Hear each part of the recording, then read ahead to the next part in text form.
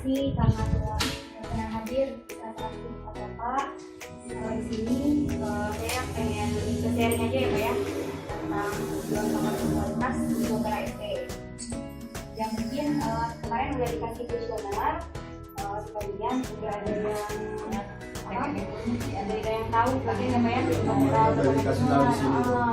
Kemudian ada yang memang belum sama sekali tahu ya Pak ya. Jadi ini saya mau berbagi informasi kembali biar berbagi ya Pak.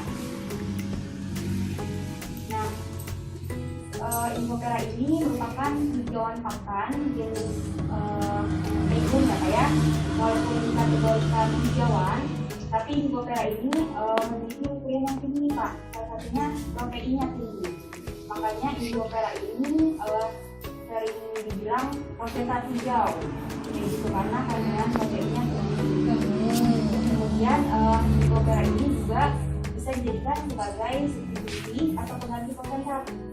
Itu kita sangat potensi ya Pak ya untuk pengembangan hijauan pakan. Nah kemudian jenis pakan, Bapak, menurut Bapak jenis pakan itu ada apa aja Pak? Kalau Bapak tahu? Rumput. Terus? Kacang-kacangan. Ya, terus Pak? Ya, mungkin Bapak apa lagi Pak? Tidak benar. Ya.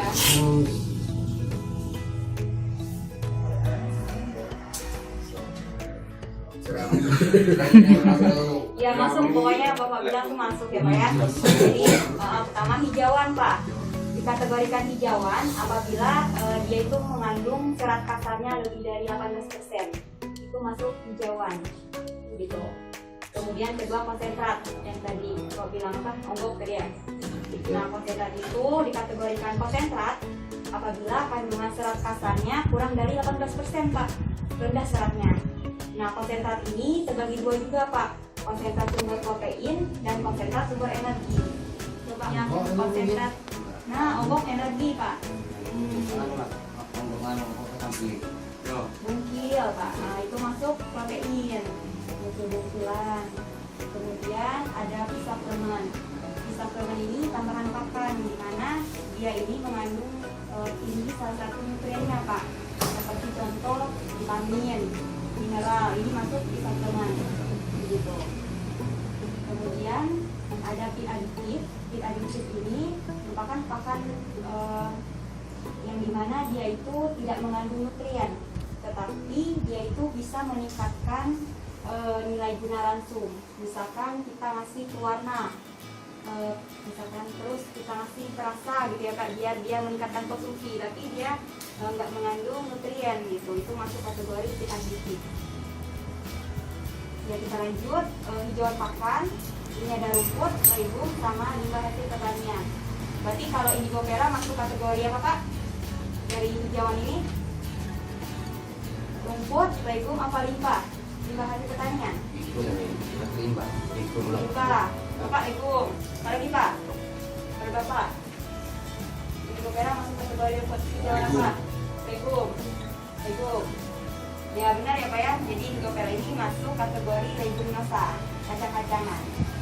Yang membedakannya, kalau rumput ini yaitu kandungan serat kasarnya tinggi, mineralnya juga rendah Pak, mineralnya rendah. Kemudian kandungan protein rumput juga rendah ya Pak ya. Kemudian kalau legum ini memang dia kandungan protein dan mineralnya lebih tinggi dibandingkan dengan rumput. Nah sama kayak di hasil pertanian ini sama kayak rumput, serat kasarnya tinggi, proteinnya rendah, kemudian mineralnya juga rendah kayak gitu.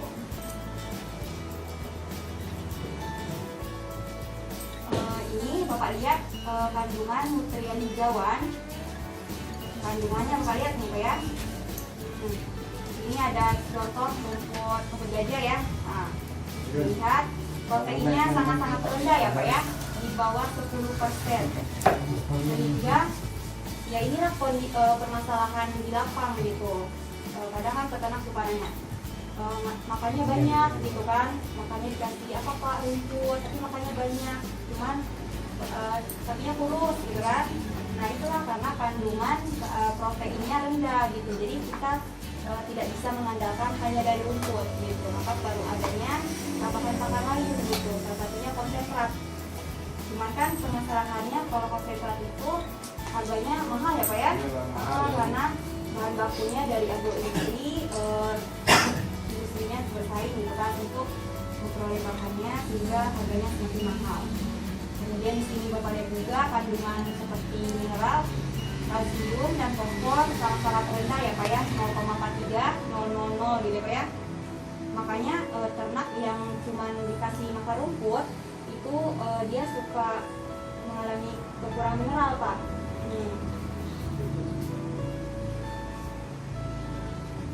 Kemudian ini legum Pak. Legum ini kategori legum ini masuknya seperti kacang kentro, kaliandra, gamal, langkong. Pada tahu kan Pak? Nah ini masuknya kacang-kacangan Pak, legum. Gitu. Nah, dilihat kandungan proteinnya juga lumayan tinggi ya Pak ya dibandingkan dengan rumput. Ini sampai ada yang duri ini 29%, kaliandra 25%, cukup tinggi gitu. Kemudian kalsiumnya dan fosfornya juga lumayan tinggi dibandingkan dengan rumput. Sehingga kalau misalkan kita di lapangan untuk memenuhi proteinnya bisa kita tambahkan rumput dengan legum ya Pak ya, kayak gini. Kacang asu itu kacang apa? Yang menjalar itu susah ya Pak ya kalau nggak ada gambarnya. Ya nanti bisa kita searching di internet Pak, kacang asu biar tahu. Kacang sempro tahu Pak? Kacang sempro? Yang manjang ya? Iya yang dia menjalar gitu, yang di kali sawit biasa ya Pak. Oh ini sawit. Oh iya tahu lah. Oh yang sawit-sawit tahu. Iya itu masuk kacang legum. Kacang-kacangan itu. Iya. Kayak rajutan. Jadi memang kalau legum ini ada yang menjalar, ada yang bentuk pohon ya Pak ya. Kalau misalkan gamal, kaliandra, longkoro dia berbentuk pohon. Nah ini untuk limbah hasil pertanian, contohnya jerami padi, jerami jagung. Ini dilihat juga proteinnya juga rendah ya Pak ya, karena jerami padi cuma 4,5%. Begitu. Kemudian jerami jagung juga sangat rendah. Serat kasarnya juga dia tinggi dan mineralnya juga rendah ya Pak ya. Kacang. Ya. Nah, mengapa sih harus indigo perak? Pertama, indigo perak ini proteinnya secara konsentrat 28 sampai 32% Pak kandungannya. Lumayan tinggi kan Pak? Jadi sangat berpotensi. Kemudian kedua, pencernaannya tinggi 70 sampai 86%. Kemudian kandungan mineralnya juga tinggi Pak. Kemudian kandungan taninnya rendah. Tanin itu apa? Nah inilah yang tanin itu sejenis anti nutrisi Pak. Jadi anti nutrisi itu kandungan pada tanaman yang dimana dia itu menghambat penyerapan nutrien. Nah contohnya tanin ini dia menghambat protein Pak. Jadi protein yang seharusnya diserap di tubuh ternak jadinya terbuang, nggak bisa dimanfaatkan, kan sayang gitu ya Pak ya. Nah inilah yang membedakan legum indigo perak dengan legum lainnya. Salah satunya taninnya rendah. Kalau misalkan lantoro, kaliandra, gamal itu kandungan taninnya tinggi Pak. Sehingga penggunaannya juga harus dibatasi. Nah, gitu. Jadi nggak boleh terlalu berlebih gitu maksudnya kayak misalkan lantoro gitu kan. Terus juga kalau lantoro itu dia mengandung mimosin Pak. Jadi penggunaannya jangan lebih 5 sampai 10%. Kalau misalkan lebih 10% dia menyebabkan sifat pendarahan gitu ataupun kerusakan organ gitu. Makanya nggak boleh banyak hasilnya. Kalau kaliandra 15%, nggak boleh lebih dari 15% ya Pak. Kemudian juga indigo perak ini mudah dibudidayakan, produksi biomasanya juga tinggi. Kemudian tahan kekeringan juga Pak, dan bisa memperbaiki kesuburan tanah. Kemudian dia mampu menahan erosi karena memiliki sistem perakaran yang dalam. Nah ini dilihat Pak kandungan indigo perak lumayan ya Pak ya, tinggi, proteinnya 28 sampai 32%. Kalsiumnya juga 1,16 sampai 1,78, sangat tinggi. Taninnya rendah. Nah biomasanya tinggi Pak dibandingkan legum lain. Indigo perak bisa menghasilkan produksi 33 ton per hektar per tahun. Dibandingkan dengan grilisi dia ini gamal ya Pak ya. Kemudian Reserina ini lantoro. Nah lumayan tinggi produksinya dibandingkan dengan jenis legum lainnya, sehingga bagus untuk dibudidayakan. dampaknya Pak untuk ternak, pemberian indigo pera pada sapi ini bisa pada taraf 40-60%, dia bisa meningkatkan bobot badan Pak, karena kandungan proteinnya tinggi tadi ya. Kemudian menurunkan konversi ransum. Jadi semakin rendah nilai konversi ransumnya, dia itu semakin besar pakan tersebut untuk pembentukan daging gitu ya Pak ya. Berarti kualitas dari pakannya bagus. Kemudian pada sapi perah juga kalau misalkan dikasih 60-80% bisa menstabilkan produksi susu. Nah bahkan indigo pera ini karena kandungan taninnya rendah ya Pak ya, jadi bisa dikasih lebih banyak 60% gitu dibandingkan dengan legum lainnya. Ini udah tahu belum Pak perhitungan 40-60% itu berapa kilo sih kemudian segarnya? Belum tahu apa? Ya udah kita sekalian ini ya Pak ya, cari ini.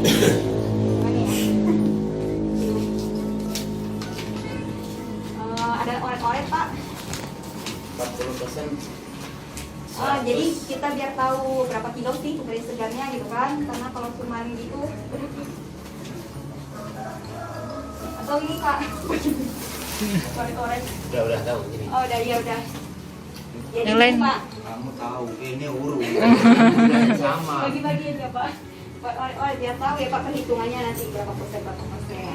Persennya soalnya entah sama nggak sama hitungan kan? Ah iya. Jadi kebutuhan BK sapi itu 3% dari bobot badan Pak. Kebutuhan BK sama dengan 3% bobot badan.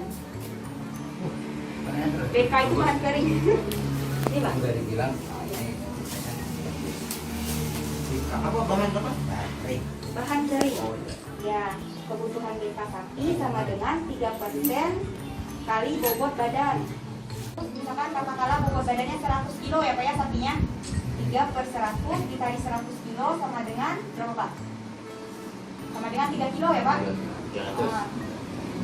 3/100 dikali 100 3 kilo. Ada bingung Pak? Kalau ketinggalan bilang ya Pak. Ya, Ini penting soalnya perhitungannya.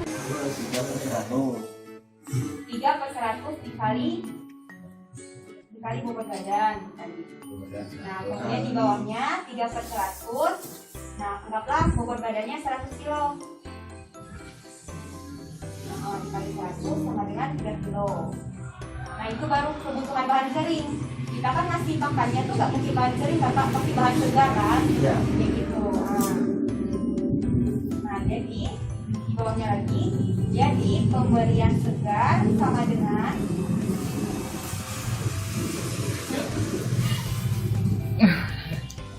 tadi saya tanya Pak. Paham ya Pak? Bila kalau nggak paham ya. Jadi pemberian segar sama dengan 100 per 21,97 itu nilai-nilai ini ya Pak ya, nilai indigo peranya, bahan kering indigo pera 21,7. 21,97.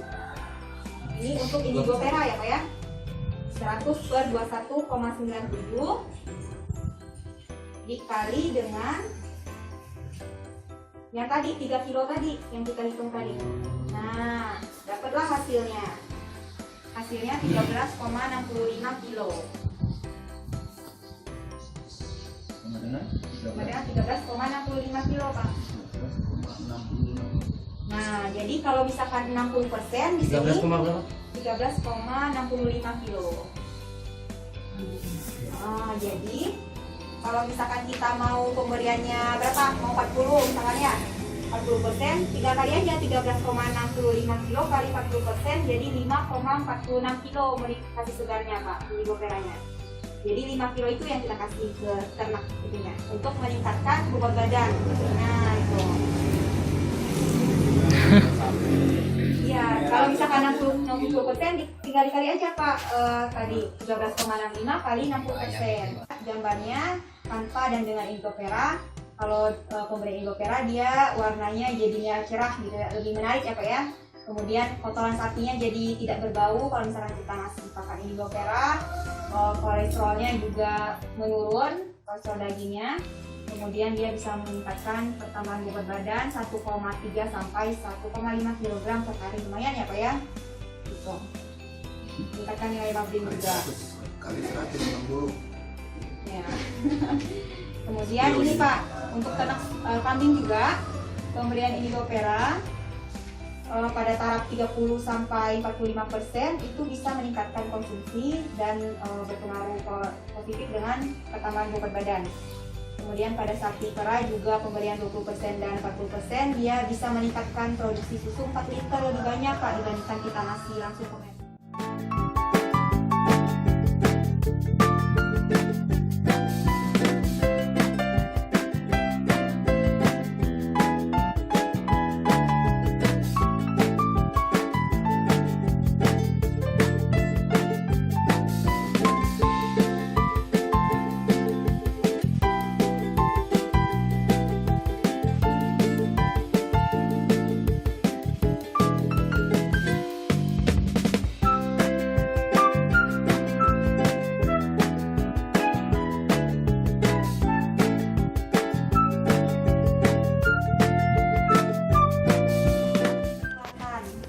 Bagus Pak benihnya.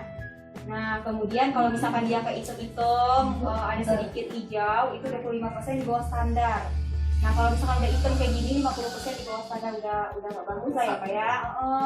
Jadi bagusnya yang dia berwarna hijau kecoklatan. Kemudian juga benih ini dia kadar airnya 11 sampai 15% karena termasuk kategori ortodok. Jadi kalau misalkan kita mau beli benih, kita kan nggak tahu ya Pak ya dia panennya kapan. Tapi karena misalkan dia kalau udah lebih dari 2 sampai 3 minggu, dia harus direndam dulu sebelum ditanam Pak. Jadi harus direndam 3 jam atau sampai semalam. Semai dulu. Iya, tapi direndam dulu Pak nanti 3 jam atau sampai semalam. Kayak gitu. Karena kan kita nggak tahu ya manennya udah berapa bulan gitu kan Pak. Kalau misalkan manennya udah kurang dari 2 minggu, bisa langsung ditanam, nggak apa-apa Pak gitu. Kemudian, bisa Pak dites benihnya sebelumnya kita rendam dulu. Kalau misalkan Menampung berarti yang benar Pak. Kalau misalkan tenggelam berarti benihnya bernas. Kalau misalkan dia mengapung itu kita sisihkan aja, itu nggak bagus gitu ya Pak ya. Udah paham ya Pak? Ya gitu. Nah kemudian seleksi benih yang tadi sudah saya sampaikan dilakukan perendaman ya Pak ya. Kalau tenggelam nanti itu yang bagus yang bernas. Jarak tanam Bu. Oh iya, nanti Pak bertahap dulu ya Pak. Iya. Ya kemudian ya lanjut ya. Semaian Pak. Jadi kita lakukan semaian.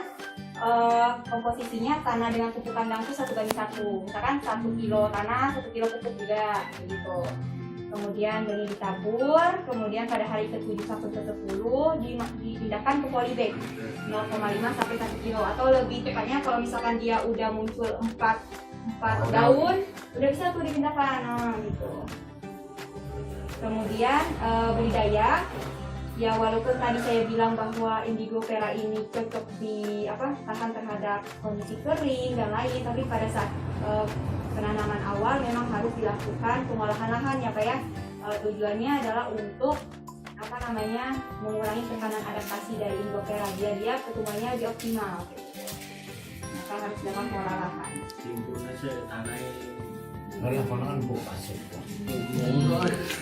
Oh ya tadi untuk jarak tanam ya Pak ya.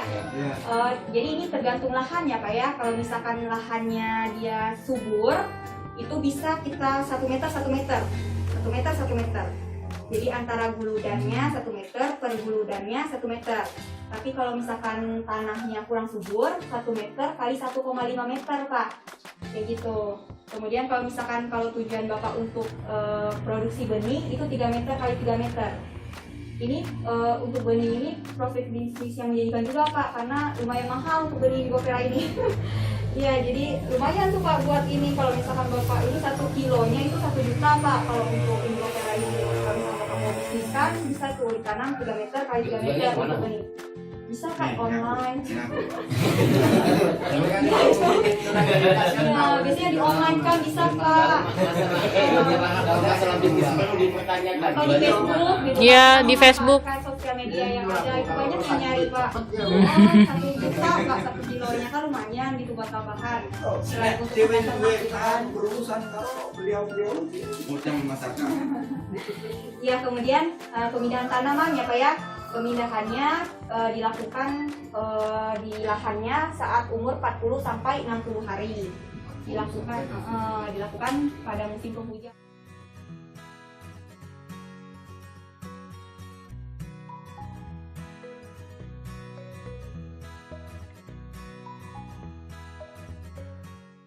Tidak lebih dari 10 jam Pak. Jadi kalau bisa langsung dikasihkan, jangan langsung lama-lama karena nanti dia biar daunnya masih segar lah ya Pak.